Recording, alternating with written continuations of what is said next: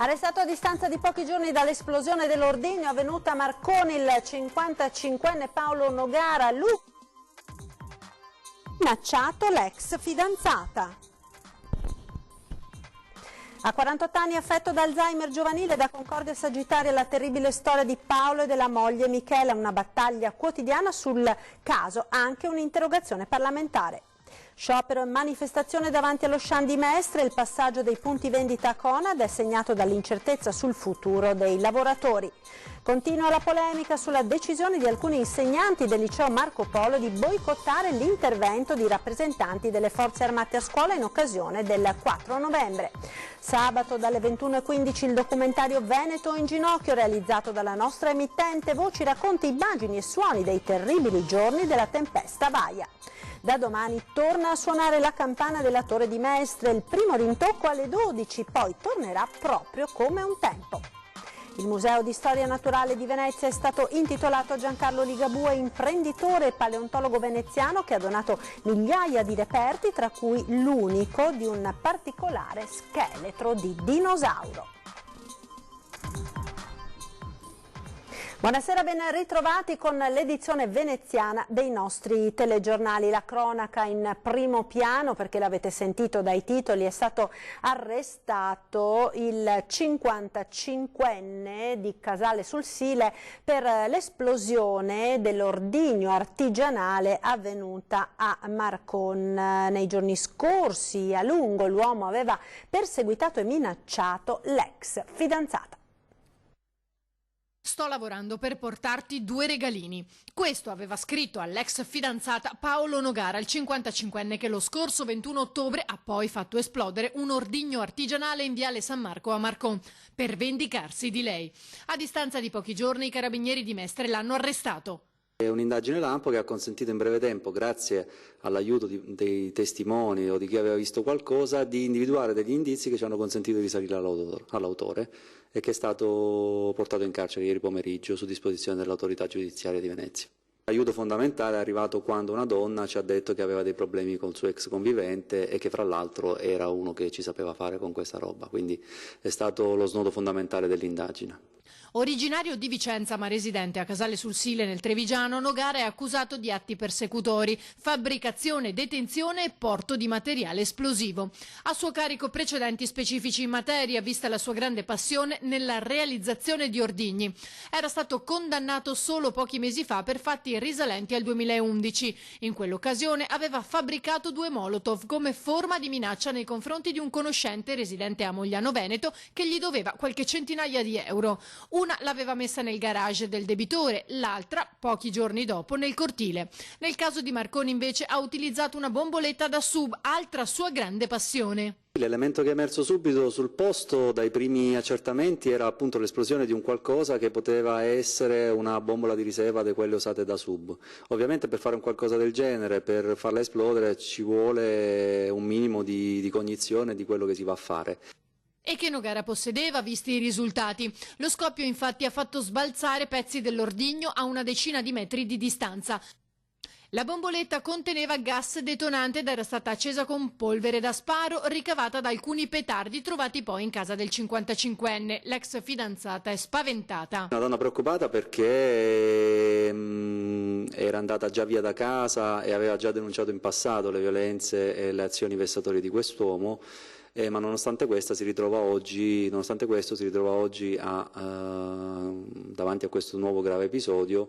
Per fortuna oggi l'uomo è in carcere, però è chiaro che bisognerà tener conto anche di questo. 2 ladre, 2 donne di origine rom di 48 e 28 anni, residenti a Mestre, sono state arrestate dai carabinieri per concorso in furto aggravato. Si sono intrufolate negli uffici della floricoltura al Molino di Riviera San Pietro ad Oriago ed hanno rubato la borsa di una dipendente. Un tentativo piuttosto goffo che non è passato inosservato ai clienti e al personale del negozio. A dare l'allarme ai militari dell'Alma di Mira sono stati i proprietari dell'attività. I carabinieri in in pattugliamento in zona sono intervenuti in pochi minuti, fermando le 2 delinquenti prima che potessero scappare con la refurtiva, circa 400 euro. Nonostante le resistenze iniziali, le 2 donne, già aggravate da numerosi precedenti specifici, non hanno potuto negare l'evidenza. Sono ora in attesa del giudizio per direttissima. Ed ora la storia di Paolo e Michela, una bella famiglia come tante che vive a Concordia, Sagittaria, con 2 figli piccoli, ma un giorno Paolo scopre di essere affetto da Alzheimer giovanile e la loro vita cambia. Con dignità ed orgoglio chiedono aiuto alle istituzioni. Un senso di essere non più quello che ero prima, e mi dispiace per i miei bambini che non riesco più a gestire con affetti, con cose che mi vengono ogni giorno, e ho sempre paura comunque di non essere a livello, stare vivo, ecco. Quello di Paolo è un tormento che lo assale nei momenti di lucidità, quando la malattia gli dà tregua. Ha 48 anni, già da 5 soffre di una grave forma di Alzheimer giovanile. Le iniziali perdite di memoria sono divenute voragini, tanto da dimenticarsi talvolta pure dei figli di 6 e 10 anni. Sequenze che Paolo ha vissuto da bambino. Suo padre cominciò a soffrire di demenza quando di anni ne aveva 8, un copione esistenziale che si ripete. A sostenerlo la moglie Michela, che per seguirlo 24 ore su 24 ha lasciato il suo lavoro da segretaria. Ma Michela è una guerriera, da mesi ha voluto rendere nota la sua storia e denunciare che di Alzheimer giovanile si parla ancora troppo poco. Michela vorrebbe solo una vita il più possibile normale, tornare al lavoro. Chiedo che ci sia un po' più di visibilità anche per i giovani, che ci siano dei centri dedicati soprattutto anche a loro, per stimolarli, per non fare in modo che le famiglie non debbano affrontare viaggi ed esborsi economici non indifferenti per portare i loro cari ad avere qualche sostegno in più. Ma quella tra Paolo e Michela è soprattutto una grande storia d'amore. Lo devo a Paolo, lo devo al suo altruismo, alla sua bontà d'animo. Cosa vorrebbe dire, cosa si sente di dire ai suoi figli e a sua moglie? Che mi dispiace di essere così, speravo una vita diversa per tutta la famiglia, perché mi fa male vedere che non riesco più a essere in bolla, libero di vivere la mia famiglia e stare insieme. E proprio in queste ore, partendo proprio dal caso che vi abbiamo appena raccontato, la deputata di Italia Viva, Sara Moretto, ha depositato un'interrogazione al Ministro della Salute, Roberto Speranza, che sarà discusso domani al Question Time in Commissione Affari Sociali. Solo in Veneto si stima che siano dalle 4 alle 5.000 le persone affette da Alzheimer giovanile, il dato riportato dalla deputata Moretto. In Italia i casi di demenza sono 1 milione, di cui 600.000 quelli di Alzheimer, dati che sono in rapido aumento. Torniamo ora a parlare della devastazione provocata nel Veneto dalla tempesta Vaia, con le parole durissime del governatore Zaia, che denuncia i troppi vincoli sulle aree colpite da Vaia che rendono difficile la ricostruzione. Il taglio di un albero non può essere trattato come l'aggressione di una persona, cioè noi dobbiamo anche poterci muovere, visto e considerato che si mettono a repentaglio le vite umane. Nonostante i tanti cantieri aperti e le somme impegnate, la burocrazia continua a mettere i bastoni tra le ruote. Su questo il governatore del Veneto Luca Zaia è netto e porta l'esempio dei detriti del Cordevole in Agordino, uno dei grandi malati di Vaia. Siamo convinti che quei detriti potrebbero dar vita a una pista ciclabile e finisce lì. Non capiamo perché finché sono stati sul fiume non creavano problemi, quando li metti per fare una pista ciclabile a fianco al fiume qualcuno dice anche che sono rifiuti. Ma figuriamoci, se dobbiamo trattare quei detriti come rifiuti, a lei che non si bonificherà mai. Un braccio di ferro, quello sui vincoli, che è in corso. Lo stesso Zaia ne ha già parlato con il numero 1 della protezione civile, Angelo Borrelli, ma è la solita battaglia di Davide contro Golia. Se deleghiamo la sensibilità ambientale al burocrate che fa norme, magari spesso alimentate dalla manina di ambientalisti estremisti come idea ambientalista, finisce che non ci muoviamo più. E minori vincoli significa anche più autonomia per il territorio, e proprio sulla partita autonomista si registra la nuova commissione di esperti annunciata dal ministro Francesco Boccia, tra i nomi quelli di Roberto Maroni e del costituzionalista veneto Mario Bertolissi. Una nuova commissione quindi che rischia però di allungare anche i tempi, e il timer scorre. Il tempo sta passando, l'ho già visto passare per 14 mesi col Conte 1, non vorrei che si replicasse anche nel Conte 2, perché altrimenti sarebbe una presa in giro, non c'è più nulla da discutere. A proposito della tempesta Vaia, vi ricordo che sabato sera a partire dalle 21:15 ci sarà l'appuntamento imperdibile con il nostro documentario Veneto in ginocchio, realizzato dalla nostra emittente, voci, racconti, immagini e suoni di quei giorni terribili nei quali Antenna 3 fu punto di riferimento costante per le popolazioni colpite, andando in onda quasi ininterrottamente per informare sugli sviluppi della situazione. Appuntamento quindi con il documentario Veneto in ginocchio sabato a partire dalle 21:15. Le notizie dal mondo del lavoro, ora sciopero e manifestazione questa mattina davanti all'ipermercato Auchan di Mestre. Il passaggio dei punti vendita a Conad è al momento segnato dall'incertezza sul futuro dei lavoratori. Niente shopping oggi allo Auchan di Mestre. I lavoratori dell'ipermercato sono in sciopero e manifestano davanti all'ingresso come altri colleghi di altre zone d'Italia, alcuni dei quali in presidio davanti al Ministero dello Sviluppo Economico. L'avvertenza per l'acquisizione di Conad dei punti vendita del colosso della grande distribuzione francese crea più di una preoccupazione sul futuro occupazionale del personale. Il punto è oggi dare continuità occupazionale a questi lavoratori e queste lavoratrici. Questo è il punto di confronto sul quale si sta aprendo in questi minuti, credo, il tavolo al Mise a Roma. Quanti posti di lavoro sono in ballo? 18.000. Qui a Venezia? Qui a Venezia credo siano 250, però tenete conto che ci sono, oltre ai diretti, c'è anche tutto l'indotto, cioè i servizi alla logistica, pulizie, vigilanza, quindi stiamo parlando di un contesto che è, diciamo così, piuttosto largo. La presenza a Mestre della vice segretaria nazionale del sindacato guidato da Maurizio Landini dà un'idea della portata nazionale di una vicenda amplissima che non si gioca solo a Mestre, dove peraltro sono in ballo ben 250 posti di lavoro più 500 di indotto, una vicenda che al momento appare contraddistinta dall'incertezza. Non si sa nulla, la forte preoccupazione è che Conad non è venuto qua a informare, dite state tranquilli, qui addirittura a Mestre si parla di chiudere un piano, ci sono persone che vengono a prendere le misure, quindi se chiude un piano lecita la preoccupazione dei lavoratori di dire ho paura del mio posto di lavoro, certo. Dopo 6 incontri a livello nazionale non abbiamo nessuna risposta da Conad. Quindi diciamo non è molto ottimista.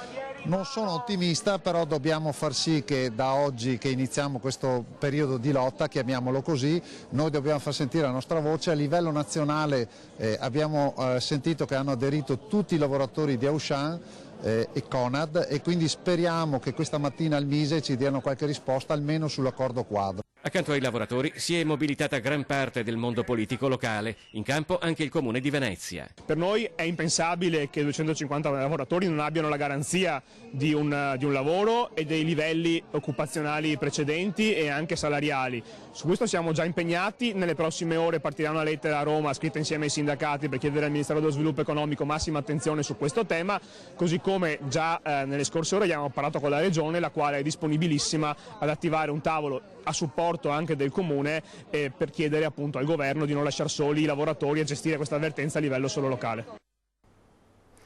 Torniamo ora a parlare delle grandi navi. Il Comune di Venezia è pronto a collaborare con il Ministero dei Trasporti per portare i colossi del mare fuori da San Marco entro questa primavera. Il sindaco Brugnaro valuta positivamente le prime uscite del ministro De Micheli. Io sono a disposizione per risolvere i problemi, poi che siano targati ministro De Micheli va benissimo, cioè non c'è problema, basta togliere queste navi e risolvere i problemi senza intaccare il mondo del lavoro o creare continuamente preoccupazioni. Via le grandi navi da San Marco entro aprile 2020. L'annuncio dato a Marghera dal neoministro a Trasporti e Infrastrutture Paola De Micheli viene accolto con un cauto ottimismo a Venezia. Il cauto è quasi obbligatorio perché nel corso degli anni si è imparato a non lasciarsi prendere da troppo entusiasmo, ma l'ottimismo c'è, soprattutto per quel filo riallacciato dal ministro con gli enti locali rispetto al suo predecessore. Il ministro ha fatto una dichiarazione importante e mi augurerei proprio che io le darò una mano perché questo succeda realmente. Sono a sua completa disposizione. Ieri non l'ho potuto incontrare, ma è stato un mio problema perché non ero in città e mi aveva chiesto se potevamo incontrarci perché togliamo qualsiasi dubbio di frizioni o altro. Anzi, io non la conosco personalmente, ma ho sentito parlare gran bene di lei come persona. Poi insomma saranno le cose a vedersi. Io sono a disposizione per risolvere i problemi. I tecnici del Ministero hanno acquisito tutto il materiale disponibile, compreso quello del comitatone del 2017, particolarmente caro a Cafarsetti. La questione viene ritenuta urgente da Paola De Micheli, tanto da far prospettare al Ministro una probabile soluzione provvisoria da adottare il prima possibile, in attesa di quella definitiva. La città è di tutti, dobbiamo difenderla tutti. Che il governo sia dalla parte nostra o quantomeno intuisca che questo non c'è nessun tipo di polemica in questo, mi fa solo che piacere e spero che sia così. Andremo avanti sotto questo profilo. Io ho continuato a non fare polemiche, volendo se ne sarebbero tantissime.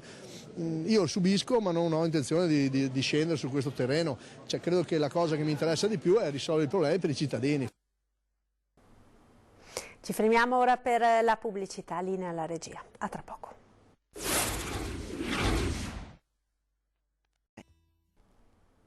Ed eccoci in diretta con l'edizione di Venezia dei nostri telegiornali. Continua la polemica sulla decisione di alcuni insegnanti del liceo Marco Polo di boicottare l'intervento di rappresentanti delle forze armate a scuola in occasione del 4 novembre.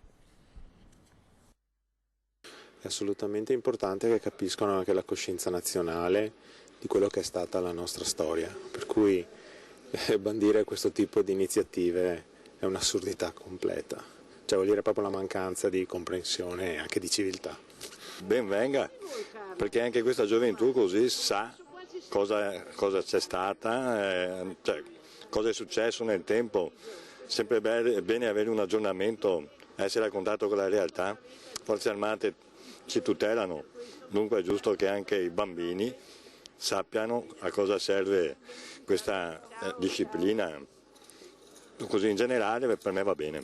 Trovo sbagliato negare agli alunni di discutere di queste cose, di conoscere le forze armate, cosa sono. Potrebbe essere interessante. Credo che sia necessario ricordare anche il contributo di queste persone, anche per la storia che abbiamo, per cui mi sembra logico cercare di celebrare un pochettino questa giornata. Questi professori qua sono un po' orientati a fare considerare le forze armate come se fossero dei guerrafondai, non ha nessun senso. Molti cittadini sembrano d'accordo con l'assessore regionale all'istruzione Donazzan che in aggiunta ha definito i docenti in questione sovversivi e indegni di insegnare, annunciando anche un'ispezione nei prossimi giorni. Sulla questione interviene anche il commissario della Lega veneziana che ha chiesto ai parlamentari veneziani di presentare un'interrogazione al ministro dell'istruzione per approfondire e chiedere chiarimenti sul caso nella speranza si possano prendere provvedimenti verso quei docenti. Disconoscere le forze armate, ha scritto in una nota, e in particolare la Marina Militare di Venezia, vuol dire non solo essere incapaci di raccontare ai giovani il lato positivo e il grande lavoro che quotidianamente svolgono, ma anche ignorare completamente la grande storia della città di Venezia. Dovrebbero ricordare per esempio Francesco Morosini, stimato doge veneziano da cui prende il nome la scuola navale militare. Consiglio ai professori disobbedienti, continua, di prendersi un caffè con i colleghi che insegnano al Morosini, così da poter conoscere cose nuove e riflettere sulle loro uscite. Dopo anni di silenzio, da domani la campana della Torre Civica di Mestre tornerà a suonare, l'ha annunciato l'assessore Boraso, spiegando che l'operazione di ripristino si inserisce nel più ampio progetto di restituire alla piena fruibilità uno degli edifici più antichi e significativi di Mestre, il tutto in collaborazione con la Proloco. La Torre Civica fu corredata di un orologio pubblico dal 1573 e solo nel 92 la secolare macchia macchina fu sostituita da meccanismi elettronici. 30 anni dopo i meccanismi elettronici necessitavano di una revisione che ha permesso anche il ripristino dell'importante e storica campana, che così ritornerà a suonare all'ora e mezz'ora dalle 8 alle 21. Domani il primo rintocco alle 12. Dal 1° di novembre riprenderà a suonare regolarmente. Il Museo di Storia Naturale di Venezia è stato intitolato a Giancarlo Ligabue. Vediamo.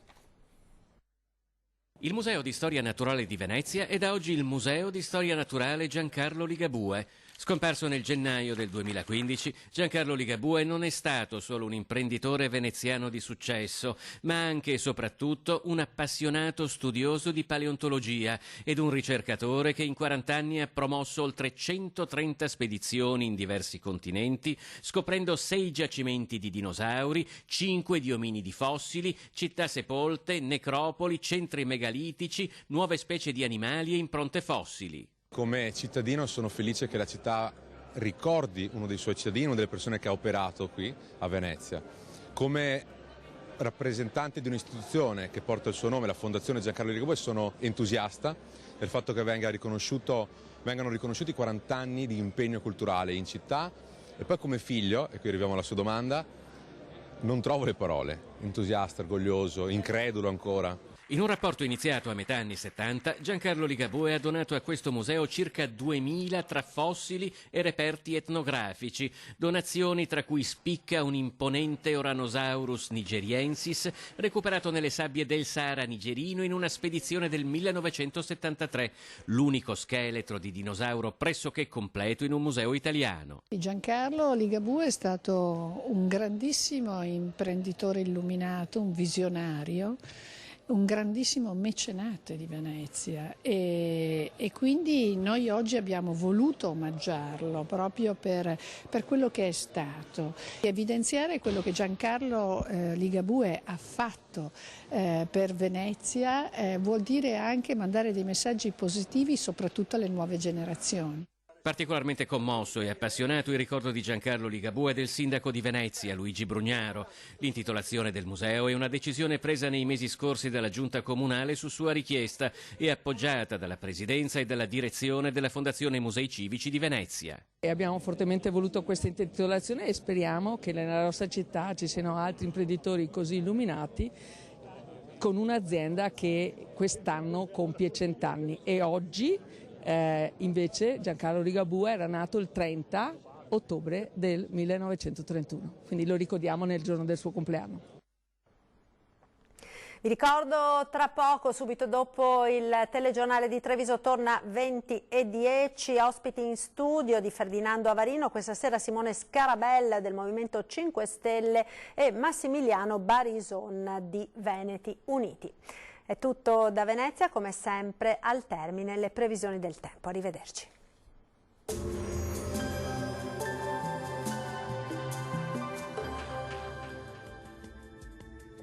Bentrovati al meteo. Ultimo giorno del mese con un tempo sostanzialmente stabile, peggiorerà poi nel weekend, ma la giornata di giovedì sarà tutto sommato buona. Vediamo la situazione nel dettaglio. Sul Veneto il cielo risulterà molto nuvoloso e grigio, non si esclude anche qualche piovasco sul Rodigino al mattino, altrove sarà asciutto e sarà possibile anche nel pomeriggio qualche schiarita soleggiata. Temperature minime tra 4 e 10 gradi, valori massimi compresi invece tra 12 e 14 gradi circa.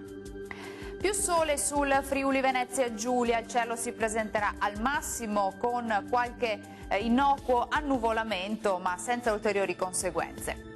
Temperature minime tra 5 e 10 gradi, valori massimi compresi invece tra 13 e 14 gradi.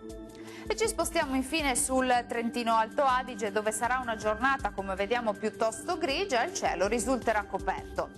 Temperature minime sui 10 gradi, massime tra 14 e 15 gradi circa. Dal meteo per ora è tutto, buon proseguimento in compagnia di Antenna 3. Arrivederci.